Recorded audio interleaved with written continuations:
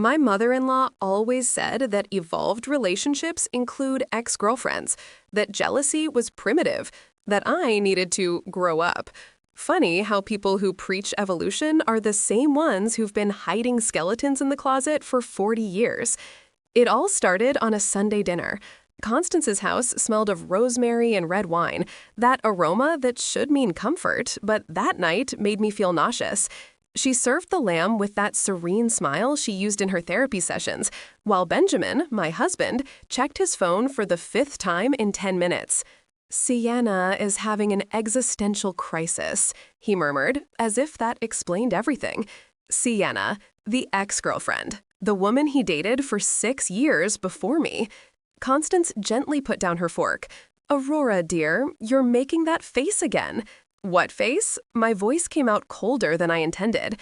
The face of someone who still hasn't understood that mature relationships include emotional openness to all important people in your partner's life. She tilted her head, in that gesture that was supposed to seem understanding, but made me feel like a child being reprimanded. Sienna is part of Benjamin's history. She always will be. To deny that is to deny who he is.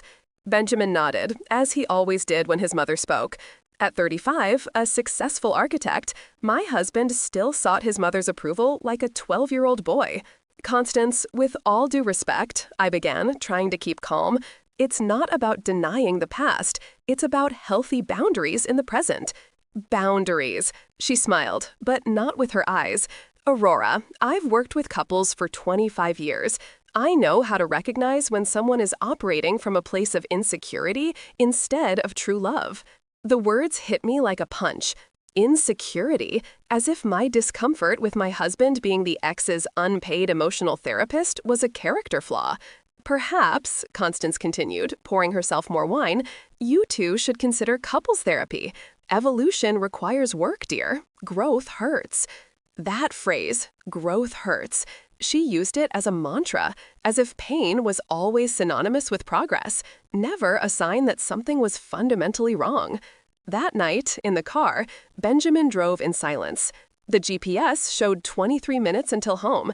23 minutes of tension so thick I could taste metal in my mouth. "Aren't you going to say anything?" I asked.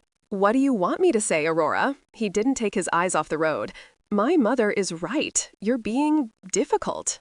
Difficult, another word weapon. Women who set boundaries are difficult. Women who question are problematic. Women who feel are dramatic. Ben, she calls you at 2 in the morning, every week, to talk about problems she could solve herself or with her own therapist. Is that normal for you? "She calls me when she has insomnia. It's just conversation, Aurora. Just conversations." His hands tightened on the steering wheel until his knuckles turned white. "You're making a mountain out of a molehill." But it wasn't just about Sienna. It never had been. It was about how Constance had woven such a fine web around her son that he couldn't see the lines. How she used therapeutic language, vulnerability, authenticity, growth to justify absolute control. When we got home, I went straight to the office. I needed space. I needed to think. The sound of rain began to beat against the window, that Portland autumn rain that seemed to wash the city, but never its problems. I called Zoe. He defended her again, didn't he? Zoe didn't even need context.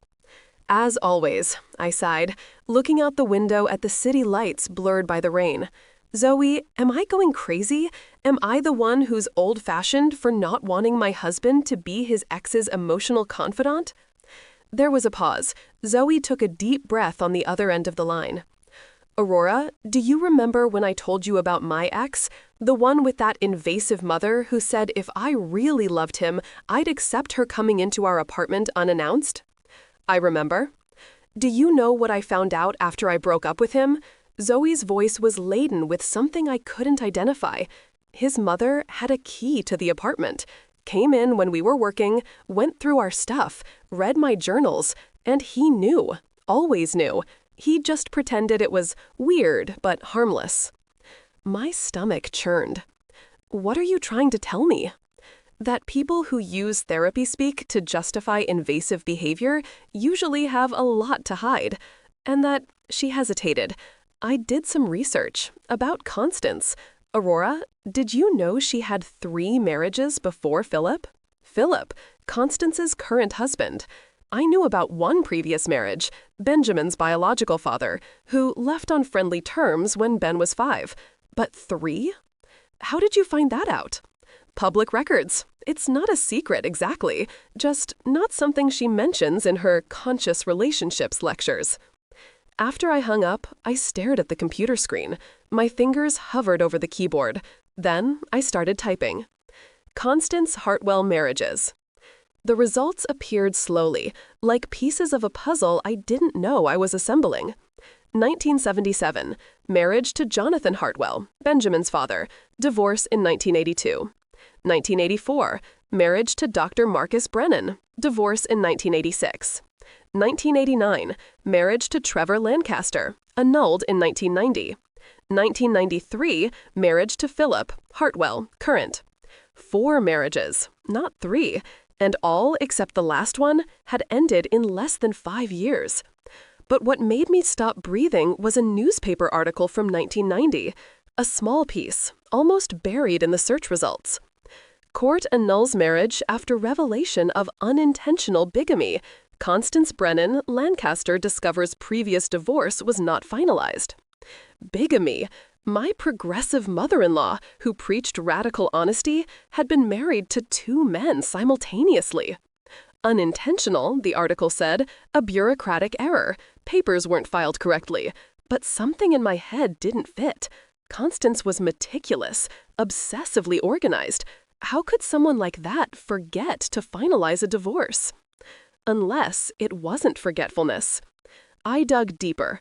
I found the name of the second husband, Dr. Marcus Brennan, psychiatrist. I clicked on Images, and then I saw it. Marcus Brennan had clear eyes and a kind smile in his graduation photo, but what made my heart stop was the next photo, an obituary from 2018. Dr. Marcus Brennan, pioneer in relational trauma, dies at 71. The obituary mentioned his ex-wife Constance, it mentioned his work in family therapy, and it mentioned something else. Marcus is survived by his daughter, Sienna Brennan, from his first marriage. The world tilted.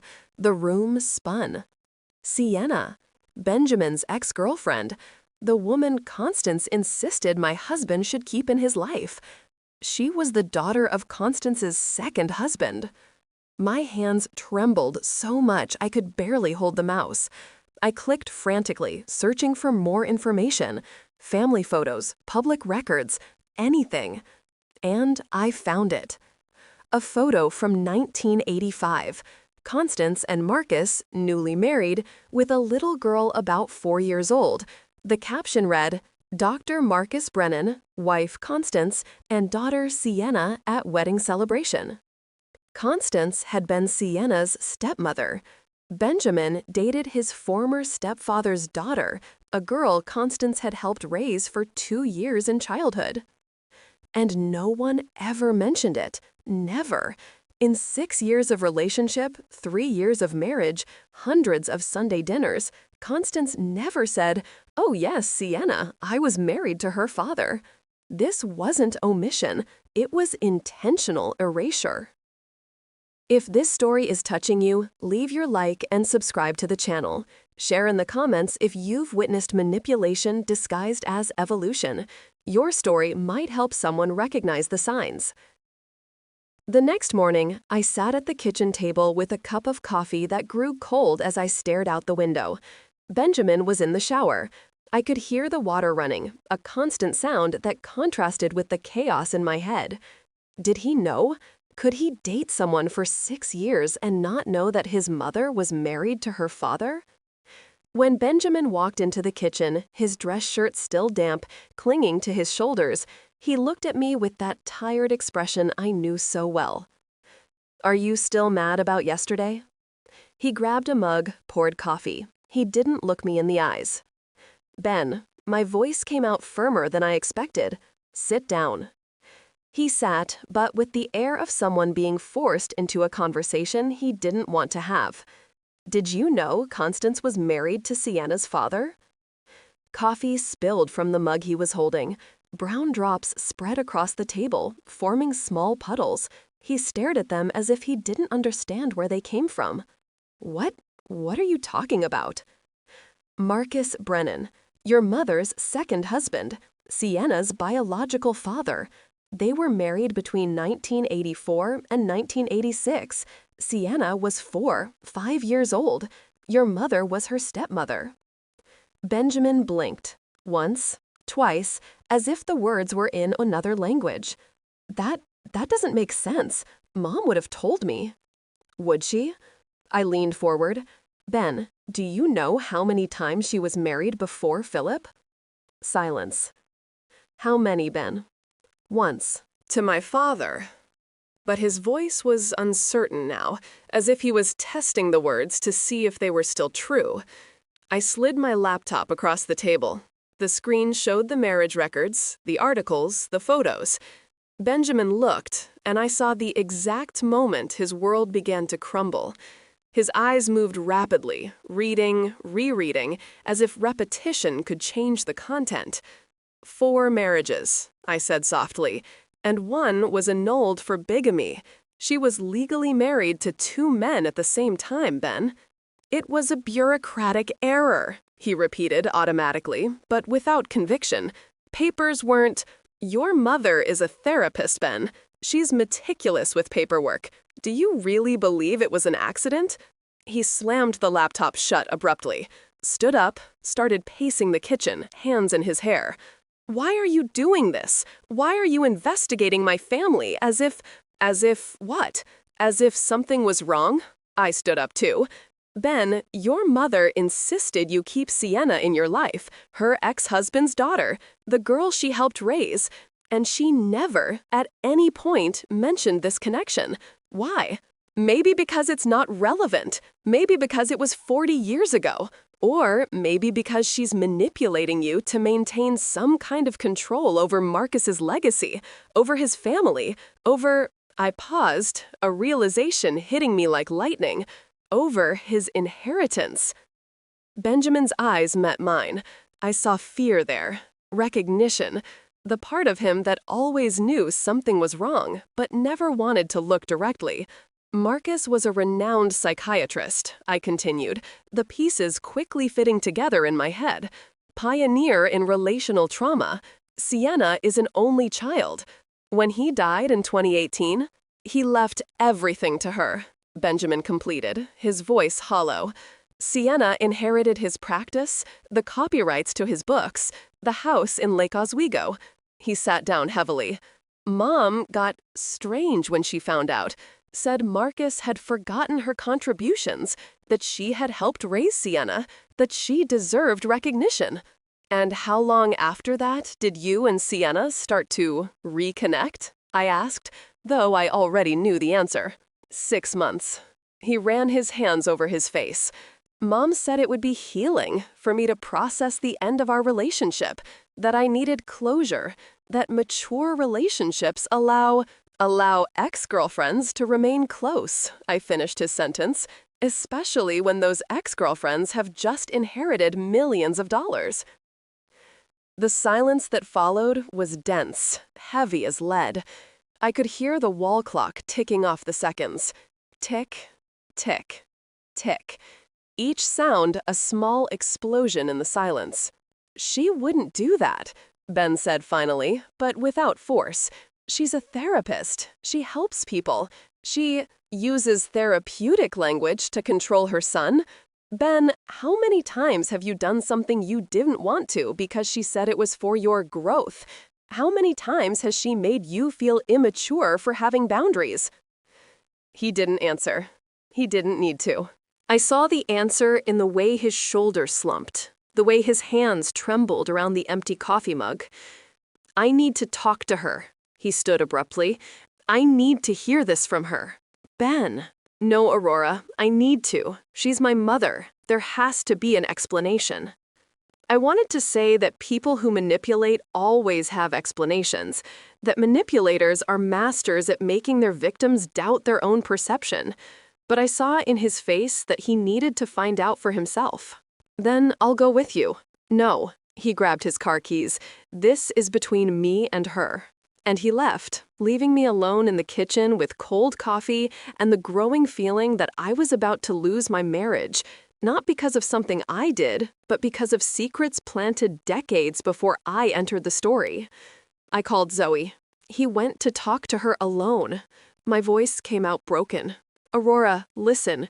You need to be prepared for the possibility that— Zoe stopped. That he chooses her? I know. I closed my eyes. 35 years of conditioning don't undo in one conversation. It's not just that. It's that Zoe hesitated again, which was unusual for her. I kept digging. Aurora, there's something you need to know. About her first husband, Benjamin's father. My stomach tightened. What? Jonathan Hartwell. He didn't leave on friendly terms. He filed for full custody of Benjamin in 1981, alleging Constance was psychologically unstable, alleging she had— Aurora, he alleged she forged his signature on legal documents multiple times. The world seemed to tilt again. And the lawsuit was abruptly dropped. Jonathan gave up custody, moved to another state, and never contacted his son again. Constance kept Benjamin. Why would he give up? That's the question, isn't it? Zoe's voice was grim. What would make a father give up his son after alleging abuse? What did Constance have on him? I sat on the kitchen floor, back against the cabinet, and let the question hang in the air. How many people had Constance manipulated over the years? How many lives had she orchestrated like an invisible conductor? Always using the right words, always appearing to be the victim or the hero. And now there was Benjamin. Always had been, ever since he was 5 and his father mysteriously disappeared from his life. The phone rang 3 hours later. Benjamin, can you come over? His voice was strange, distant. To Mom's house. She wants to talk to you. To both of us. Ben, what did she say? Just come, please. Constance's house was in West Hills, overlooking the city. It had always seemed beautiful to me. All that wood and glass, the meticulously kept Zen gardens. But now, driving up the winding road as the sun set, the house looked different, imposing, almost menacing against the orange sky. Benjamin was waiting for me at the door. His eyes were red. What happened? I whispered. Just come in. He took my hand, and I noticed his was ice cold. Constance was in the living room, sitting in that leather armchair she always occupied during dinners. But something was different. She didn't have that perfect posture, that serene smile. She looked smaller, older. Aurora. Her voice was carefully controlled. Benjamin told me about your discoveries. I sat on the couch next to Ben. I waited. I understand why you were upset, Constance continued, each word measured. The information, out of context, truly seems concerning. Out of context. I repeated the word. Constance, you omitted that you were the stepmother of your son's ex-girlfriend for years. I didn't omit, dear. I simply didn't see the relevance. Sienna was 4 when I met Marcus. We were together for 2 years. I was a peripheral figure in her life. Then why never mention it? Constance sighed, as if she were dealing with a particularly difficult child. Because, Aurora, my relationship with Marcus was complicated, painful, and when Benjamin and Sienna started dating, 10 years after my divorce from Marcus, I thought it best not to color their relationship with my own ghosts from the past. It sounded reasonable. Of course it did. Constance was a master at making everything sound reasonable. And the bigamy? Her lips tightened. It was an administrative error. My lawyer didn't file the papers correctly. I found out when I tried to marry Trevor and was mortified. Mortified, Aurora. But these things happen. And the 4 marriages you never mention in your lectures on conscious relationships? I talk about relational learning. Each of my relationships taught me something vital. The fact that I had multiple marriages only demonstrates my willingness to keep trying, to keep growing. It was brilliant, really. She had turned red flags into evidence of growth. What about Jonathan? I let the question hang. The custody lawsuit he filed? The forgery allegations? Benjamin turned to me, eyes wide. He didn't know. Constance had never told him. Constance's face hardened. Who told you that? Public records. Constance, why did Benjamin's father give up custody so suddenly? Because he realized he was wrong. Her voice had an edge now, the veneer beginning to crack. Jonathan was having a breakdown, paranoid, projecting his own inadequacies onto me. When he finally accepted treatment, he recognized that the allegations were delusional. He moved to another state. I insisted, never contacted his son again. Does that sound like behavior of someone who recognized he was wrong? He was ashamed. Constance stood up, her voice rising for the first time. Ashamed of what he had done, of the lies he had spread. He chose to distance himself so as not to cause Benjamin more harm. Or you gave him reasons to distance himself. I stood up too, facing her. What did you have on him, Constance? What information did you use to make him abandon his son? The silence that followed was electric. Constance looked at me with an intensity that made me want to back away. But I didn't back away. You need to leave my house. Her voice was low, dangerous. Mom, Benjamin began. Benjamin, this woman is trying to destroy our family. She is fabricating narratives, distorting facts, trying to turn you against me because she can't deal with her own insecurities. She's not fabricating anything. Benjamin's voice was shaky but firm. I saw the documents. I saw the photos. You were married to Sienna's father. You never told me. Because it wasn't relevant. You encouraged me to keep Sienna in my life after she inherited millions from her father. Benjamin stood up too. You said it was about emotional growth, about relational maturity. But it wasn't, was it? It was about maintaining access, about control. Tears began to stream down Constance's face. How can you think that of me? I'm your mother. I raised you alone, sacrificed everything. You raised me alone because my father left after you did something that made him give up fighting for me. Benjamin's voice broke. What did you do, Mom? What have you been doing your whole life? Constance sat down slowly, as if her legs could no longer support her. And then, to my absolute shock, she spoke. I protected you, she whispered, from all the people who would try to take you from me. Your father was having an affair. I had proof. I told him that if he continued with the custody lawsuit, I would show it to the entire family, to his co-workers. He was a pastor, Benjamin. It would have destroyed everything. Benjamin looked like he'd been punched. You blackmailed my father? I protected you. She looked at him desperately. He was going to take you away. I couldn't lose you. You're all I have. And, my voice cut through the air, and Trevor? How many men have you manipulated over the years? And now, Sienna? Constance turned to me, and what I saw in her eyes froze me. It wasn't anger.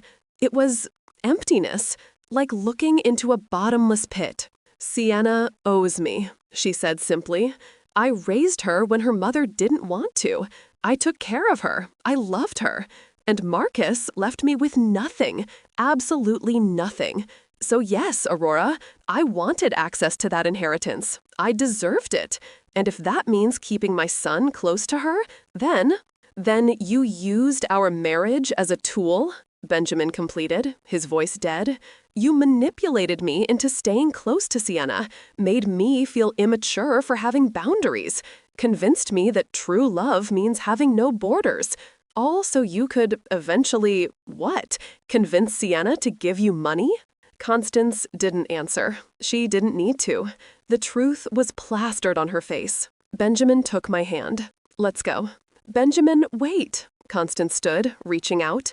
You don't understand. I did everything for you. It was always for you. No, he shook his head. It was for you. It always was. And I need time. Don't contact me. Don't call. Don't show up. I'll reach out when, if, I'm ready. We left Constance in her beautiful house in the hills, with her zen gardens and her perfect views and her decades of carefully constructed lies. In the car, neither of us spoke for long minutes. Benjamin drove automatically, aimlessly, just driving. I knew, he said finally, his voice broken. Part of me always knew something was wrong. But it's easier to believe the problem is with you than to accept that the person who was supposed to protect you is the one hurting you. I took his hand. I had no words. What words are there for when the foundation of your entire life turns out to be built on sand? Aurora, he stopped the car at an overlook, looking at the city lights below. I owe you an apology. So many apologies. I called you insecure, dramatic. I defended her against you repeatedly. Stop. I turned his face to mine. You were conditioned since childhood. She had 40 years to build those walls in your head. Recognizing that is the first step. How do I fix this? How do we fix this? Therapy, I said firmly. Individual therapy for you, couples therapy for us, with someone who doesn't know Constance, who hasn't been influenced by her, and time, lots of time. He nodded, tears finally falling. I love you. I really love you, and I almost lost you because of her manipulations. But you didn't, I hugged him, and you won't. But Ben, you have to choose. Every day, you'll have to choose. Choose to believe me when I point out toxic behaviors. Choose our marriage over her approval. Choose real growth over her version of evolution. I choose, he whispered against my hair. I choose you. I choose us. I choose the truth, even when it hurts. And it hurt. God, how it hurt. The next few months would be some of the hardest of our lives. Therapy would reveal layer upon layer of manipulation. We would discover that Constance had tried to isolate Benjamin from friends who questioned her methods, that she had planted seeds of doubt about me even before the marriage, that every therapeutic advice was a subtle form of control. But that night, sitting in that car overlooking Portland, tears streaming, hands intertwined, we made a promise. Not that it would be easy, but that it would be honest. 3 weeks later, Sienna called me. Aurora, it's Sienna. Her voice was hesitant. I know this is strange, but we need to talk. We met at a cafe in the Pearl District. When I arrived, she was already there, nervously stirring a cup of tea that had clearly gone cold. Sienna was beautiful in an ethereal way. Dark hair, gray eyes, an almost permanent sadness around her mouth. Thanks for coming, she said when I sat down. Benjamin told me. About everything. About what Constance did. He told you? I couldn't hide my surprise. He called last week, said he needed real closure, not Constance's version of keeping people emotionally hostage. She smiled faintly. It was the most honest conversation we've had in years. How are you dealing with it? Sienna looked at her cup. You know the strangest thing? I always thought Constance loved me. When my father married her, I had just lost my mother. Constance stepped in and was wonderful, patient, loving, made me feel safe for the first time in months. But when she and Dad divorced, she disappeared, completely. I was 6 years old. One day, she was taking me to school, reading bedtime stories, and the next, nothing. No call, no letter. As if I had never existed. Her voice broke. My father said she had moved on, that it was better for a clean break. I spent years thinking I had done something wrong, that I wasn't worthy of love. My heart ached. Sienna, when Benjamin and I started dating, I had no idea of the connection. He never mentioned his mother's full name, always Mom or Constance. And my father had passed away 2 years prior. When I finally found out, we had already been together for a year. How did you find out? Benjamin took me to dinner at her house. Sienna closed her eyes. The moment I saw her, everything came back. The smell of her perfume, the way she tilted her head.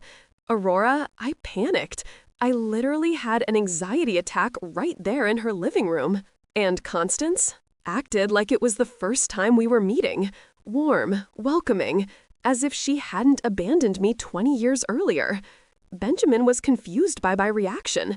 I couldn't explain. How do you explain that your boyfriend's mother abandoned you in childhood? Did you tell him eventually? I did, months later. He was shocked, but she hesitated. Constance had an explanation. Of course she did. Said the divorce with my father was traumatic, that my father forbade her from having contact with me, that she tried, but he blocked every attempt, made it seem like she was the victim. And you believed it? I wanted to believe it. Sienna looked at me with teary eyes. Because the alternative was to accept that the woman who made me feel loved for 6 months simply switched off, like a light switch. And what kind of person does that to a child? The kind of person who only loves when it's convenient, I replied softly. Sienna nodded, tears falling silently.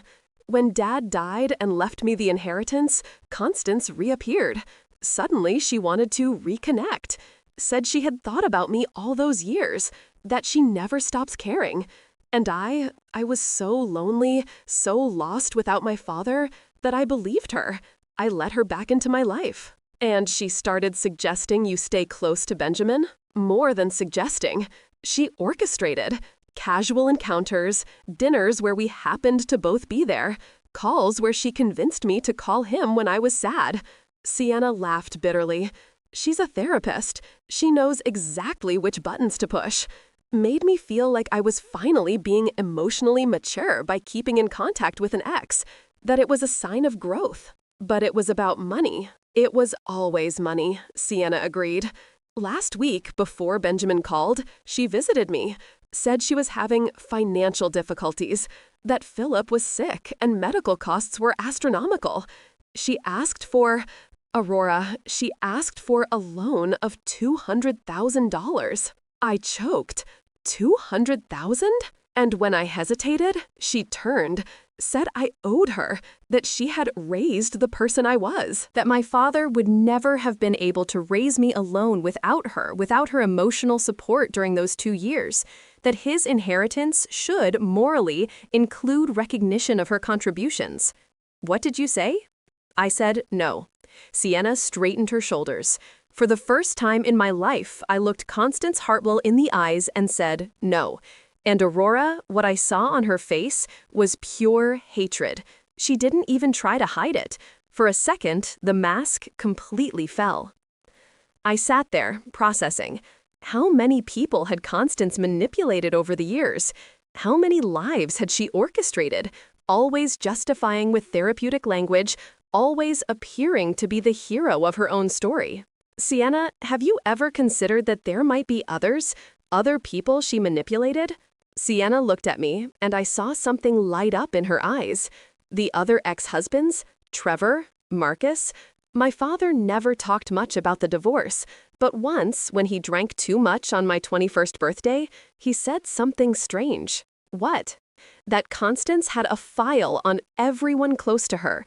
Secrets, mistakes, things that could be used if necessary. He called it Constance's insurance. Sienna shivered. At the time, I thought it was bitterness from the divorce. But now it makes sense, I finished. She blackmailed Benjamin's father. Probably manipulated the others, too. We need to tell Zoe, Sienna said suddenly. Zoe? My friend Zoe? She's investigating, right? Looking for information? Sienna grabbed her phone. Aurora, I have documents, letters I found in my father's house after he died, correspondence between him and Constance, things she said, veiled threats. I kept them because, I don't know, I never knew what to do with them. You still have them? I scanned everything. I was afraid she'd try to get them if she knew they existed. We called Zoe right there from the cafe. 2 hours later, we were all in my office, laptop open, documents scattered across the table. The letters were devastating. Marcus asking Constance to stop calling in the middle of the night. Constance responding that, as ex-wife and ex-stepmother of Sienna, she had a right to be involved in important decisions.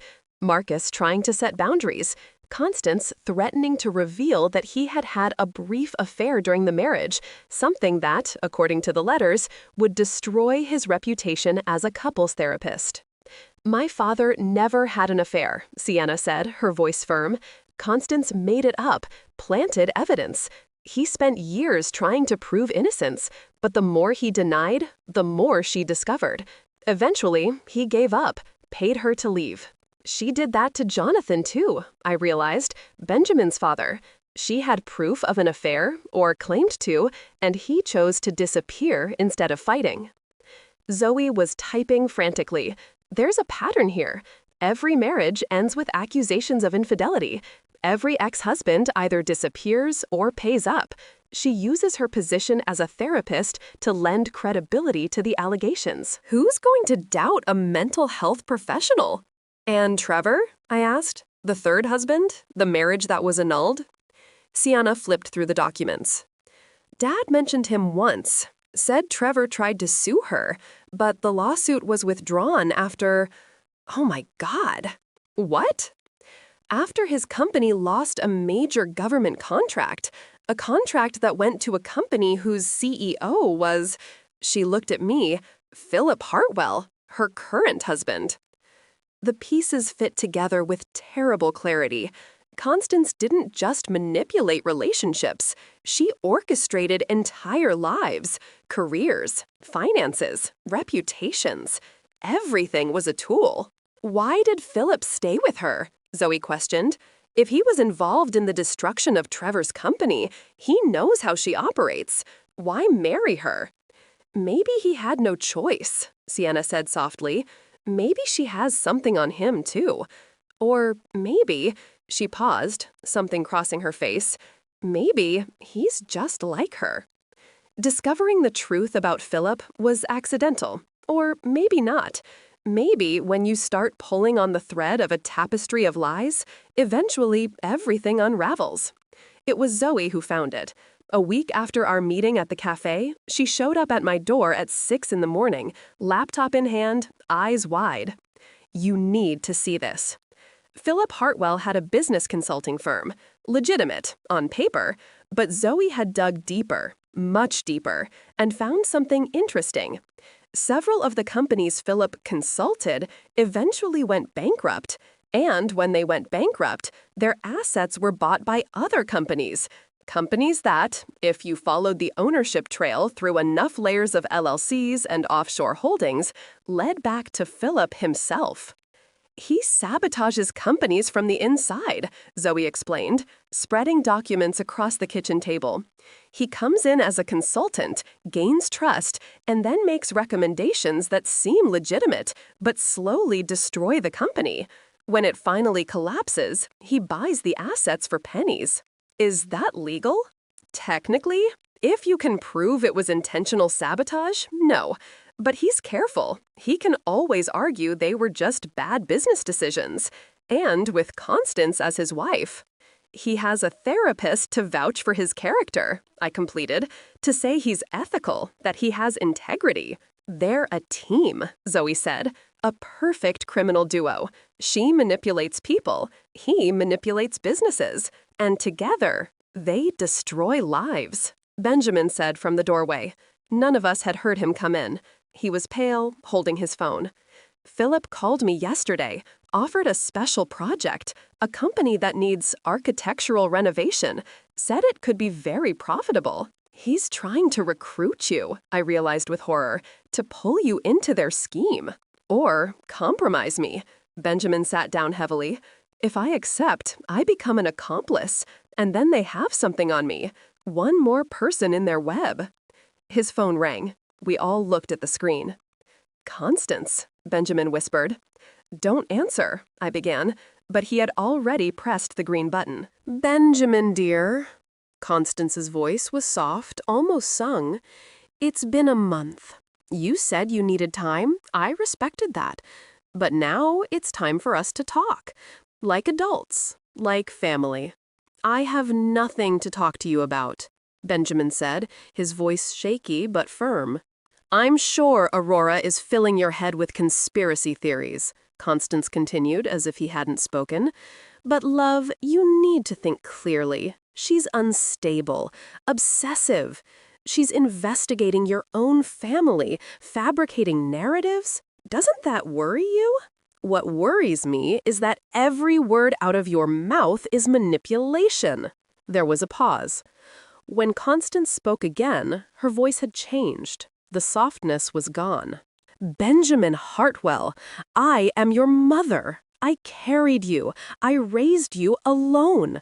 I sacrificed everything, my career, my relationships, my entire life for you. And now you're throwing me away because of a woman you barely know? I've known her for 6 years. I've been married to her for 3. And in 6 years, she's never lied to me. I can't say the same about you. Mentiras. Constance laughed, but it was a cold sound. You call protecting you lies? Everything I did was for your own good. You blackmailed my father, manipulated Sienna, tried to use my marriage to access money that isn't yours. Money I deserved. I raised that girl. Without me, Marcus never. Marcus left you for a reason, Benjamin interrupted. Just like Jonathan, just like Trevor. How many people need to leave you before you admit the problem isn't them? Silence. Then, Benjamin, you will regret this. When that woman leaves you, and she will leave you because people like her always do, you'll realize that I was the only one who truly loved you. The only one who was always there. Love isn't control, Benjamin said, and there were tears in his voice, but also strength. Love isn't manipulation. Love isn't blackmail. What you did, what you continue to do, isn't love. It's possessiveness. You're making a mistake. No. For the first time in my life, I'm making the right decision. Goodbye, Constance. He hung up. For a long moment, no one moved. Then Benjamin folded over, sobbing, and I held him while Zoe discreetly got up and left the kitchen, giving us privacy. It hurts, he whispered against my shoulder. Why does it hurt so much to do the right thing? Because she was your mother, I replied. Because you loved her. Because grief isn't just for people who die. We also mourn the people we thought they were. We stayed there for a while that could have been minutes or hours, holding each other as the world he knew finished crumbling. The resolution didn't come as a cinematic explosion. There was no dramatic final confrontation where Constance admitted everything and begged for forgiveness. Real life rarely works that way. What there was a gradual process of setting boundaries. Benjamin blocked Constance's number. We changed our address when she started showing up unannounced. We got a restraining order when she continued violating boundaries. Sienna filed a civil lawsuit suing Constance for financial manipulation. The media picked up the story. Renowned therapist accused of abusing position to financially control stepdaughter. Others began to come forward. Former clients, ex-husbands, people who had been manipulated but were afraid to speak out. Philip divorced her quickly, no doubt trying to distance himself before his own actions came to light. But it was too late. Zoe's business investigation had exposed enough that federal prosecutors became interested. Constance lost her therapist's license, lost her reputation, lost everything she had built through decades of careful manipulation. And through it all, Benjamin healed. Not quickly, not linearly. There were bad days when he questioned everything, questioned if he was being too harsh, if he was misinterpreting, if she really was that bad. It's the conditioning, Dr. Chen reminded us constantly. 40 years of her voice in your head telling you that you're ungrateful, immature, cruel for setting boundaries. It will take time to silence those voices. But he worked at it, every day. He chose to wake up and choose us. Choose truth. Choose real growth instead of the distorted version Constance sold. 6 months after that first explosive dinner, Benjamin invited Jonathan, Rebecca, Emma, and Noah to dinner at our house. It was strange, awkward, full of uncomfortable pauses and carefully avoided topics. But there was also laughter. Emma told childhood stories that mirrored Benjamin's in eerie ways. Noah showed family vacation photos and asked if Benjamin wanted to join them next time. Rebecca was quietly warm, never forcing connection, but making it clear that he was welcome. "This is what family should be like," Benjamin told me that night when everyone had left. "Imperfect, awkward, but real. No games, no manipulation, just people trying their best." "Chosen family," I agreed. "Not blood, not obligation, choice." A year later, Benjamin was almost unrecognizable. Not in appearance, but in presence. His shoulders were no longer permanently tense. He laughed more easily, slept better, didn't obsessively check his phone waiting for a message from Constance, analyzing our every word for hidden meaning. "You know what's strangest?" he said one evening as we sat on the deck watching the sunset. "I thought she was the only one who truly understood me, that without her, I'd be lost. But the truth is, the opposite. Without her, I'm finally finding myself." Sienna won the lawsuit. Constance was ordered to pay substantial restitution and was facing possible criminal charges. Last we heard, she had moved to another state, possibly trying to restart under a new name. "She'll do it again," Sienna said when we met for coffee. "Find a new target, create a new identity. It's who she is." "But now there's a record," Benjamin pointed out. "Now when someone searches, they'll find it. They'll know the signs." "And maybe that saves someone," Zoe added. "Maybe the next person recognizes the patterns earlier." 2 years after that first dinner, Benjamin and I were sitting in Dr. Chen's office for our last couples therapy session. "Do you realize how much you've grown?" she asked, smiling. "When you first came in, Benjamin, you could barely identify manipulation. Aurora, you were so tired of not being believed that you were considering ending the marriage." "I was?" Benjamin turned to me, surprised. "I was," I admitted. "There were days when I thought it would be easier to just give up, that maybe you would never be able to see beyond her webs." He took my hand. "But you stayed." "Because I saw you were trying. And because love isn't just about the easy days, it's about choosing to stay on the impossible days." Dr. Chen nodded. "And you both did that work. Benjamin, you reconnected with your father, established a relationship with your siblings, created healthy boundaries. Aurora, you learned to trust again, not to expect betrayal at every turn. Together, you built something new." "So we're cured?" Benjamin asked with a half smile. "Healing isn't a destination," Dr. Chen gently corrected. "It's a continuous journey. There will be times when old patterns try to resurface, moments of doubt. But now you have tools. You know how to recognize signs, you know how to communicate, and most importantly, you trust each other enough to be vulnerable." When we left that final session, the sun was setting over Portland, painting the sky in shades of orange and pink. Benjamin stopped in the parking lot, pulled me close. "Thank you," he said simply. "For what?" "For not giving up on me, for seeing beyond what Constance had turned me into, for showing me what real evolution looks like." I smiled. Real evolution isn't about keeping everyone in your life no matter the cost. It's about knowing when to hold on and when to let go. It's about choosing health over false harmony. Constance always said that evolved relationships include ex-girlfriends, complex families, absence of jealousy, Benjamin reflected. But she was wrong. Evolved relationships include boundaries, honesty, the courage to say, "This is not acceptable," even when it hurts, especially when it hurts. He kissed me there, in the parking lot, as the sky burned with impossible colors. And for the first time in years, I felt that we were truly free. Free from the invisible webs Constance had woven. Free from the voices in my head saying that setting boundaries was cruel. Free to build something of our own.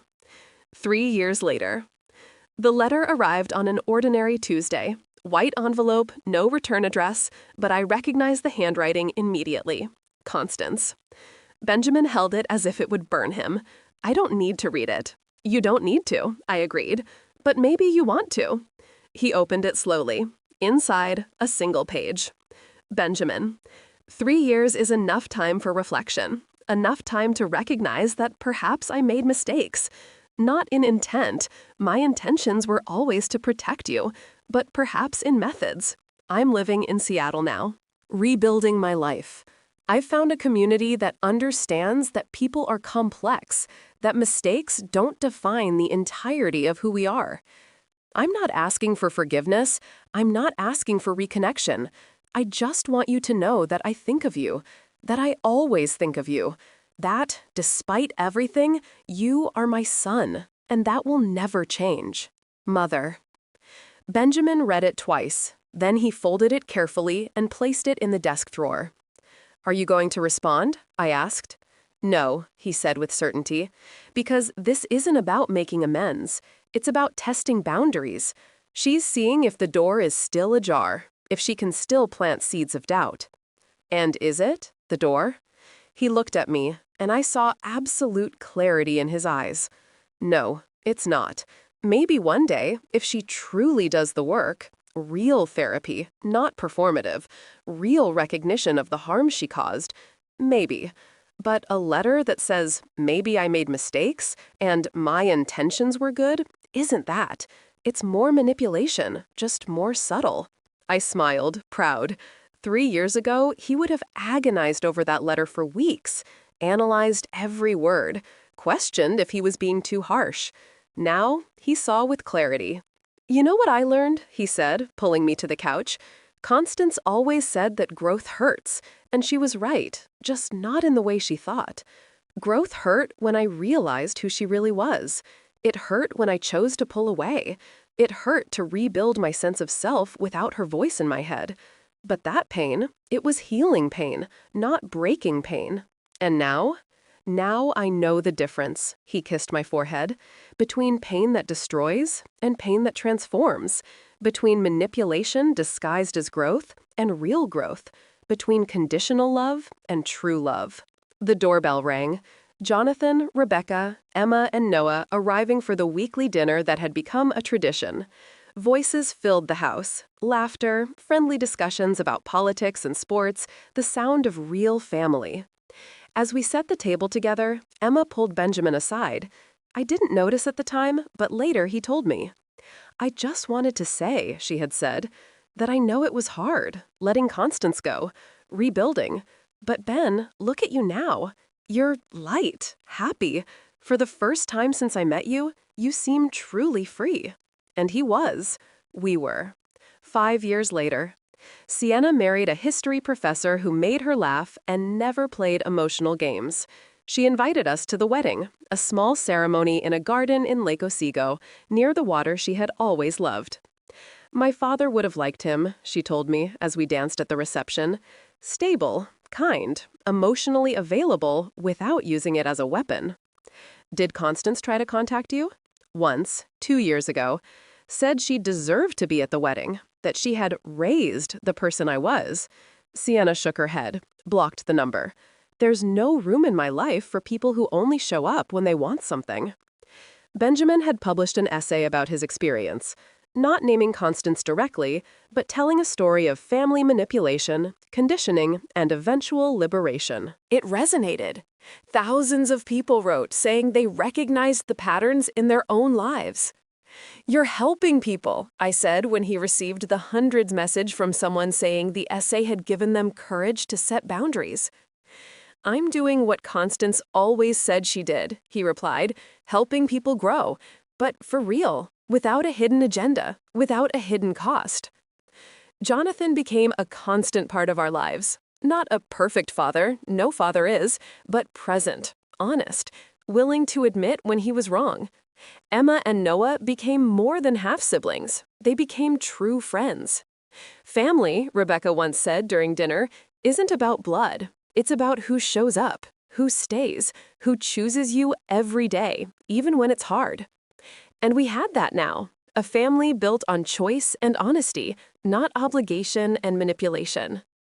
5 years after that first devastating dinner, Benjamin and I were sitting on the same deck, watching the same sunset. Do you regret it? I asked, investigating, opening Pandora's box. He thought for a long moment. Sometimes I miss the ignorance, not knowing, but then I remember what it was like to live in that distorted reality, always in doubt, always questioning my own perceptions, always feeling like I wasn't good enough. He turned to me. No, I don't regret it. Knowing the truth, however painful it may be, is always better than living in a comfortable lie. What if she came back, if she appeared genuinely changed? Then we would evaluate, cautiously, with clear boundaries. But Aurora, people like Constance rarely truly change. They learn new ways to appear changed, new vocabulary, new methods. But the core, the place that needs to feel control over others, that core rarely transforms. He was right, and I had stopped expecting him to be wrong. You know what's funny? I said, leaning back against him. Constance always talked about evolved relationships, about growth, about emotional maturity, and she ended up teaching me exactly what those things are, only by the opposite example. Benjamin laughed. Real evolution is choosing health over tradition. It's realizing that you can love someone from a distance. It's knowing that forgiveness doesn't mean reconnection. It's understanding that you can honor what someone was to you without allowing them to continue hurting you. It's growing beyond the voices that tried to define you. And discovering who you truly are when those voices finally silence. The sun dipped below the horizon, leaving the sky a deep purple speckled with the first stars. Somewhere in the house, our phone rang, probably Jonathan confirming weekend plans. Life continued, not perfect, but honest, not without pain, but without manipulation. So, Benjamin asked, smiling, do you think we showed her what real evolution looks like? We didn't show her anything, I replied. We showed ourselves. That we are stronger than she made us believe, that true love doesn't need control, that family can be a choice, and that sometimes the most evolved thing you can do is say no more and truly keep that promise. He kissed my hair, to real growth, to healthy boundaries, to love that frees instead of imprisons, and to truly evolved relationships built on honesty, not manipulation. We stayed there as stars appeared one by one, two people who had gone through fire and come out on the other side, not intact, scars never completely disappear, but whole, finally, truly whole. This story shows us that real evolution isn't about accepting toxic behavior in the name of modernity. It's not about eliminating boundaries to appear mature. True evolution is about recognizing manipulation even when it comes wrapped in therapeutic language. It's about choosing health over false harmony. Sometimes the most dangerous people are those who use progressive concepts as weapons, who talk about vulnerability while violating boundaries, who preach unconditional love while practicing absolute control. And sometimes the bravest thing you can do is recognizing that the person who is supposed to protect you is the one hurting you the most. That you can love someone and still choose distance. That true family isn't about blood. It's about who shows up, who is honest, who loves you without a hidden agenda. If this story touched your heart, if you recognized patterns in your own life, know this. You are not crazy. Your perceptions are valid. Setting boundaries isn't cruel. It's essential. And you deserve relationships built on truth, not manipulation. Leave your like if this story resonated with you. Subscribe to the channel for more stories that explore the complexity of human relationships. And in the comments, share. Have you ever had to step away from someone who used growth and evolution to justify toxic behavior? Your story might help someone recognize that they are not alone. Always remember, you are stronger than any manipulator tried to make you believe. Your voice matters, your boundaries are valid, and you deserve love that frees, not imprisons. And you, what do you value more? Evolved relationships that ignore your boundaries, or true connections built on mutual respect?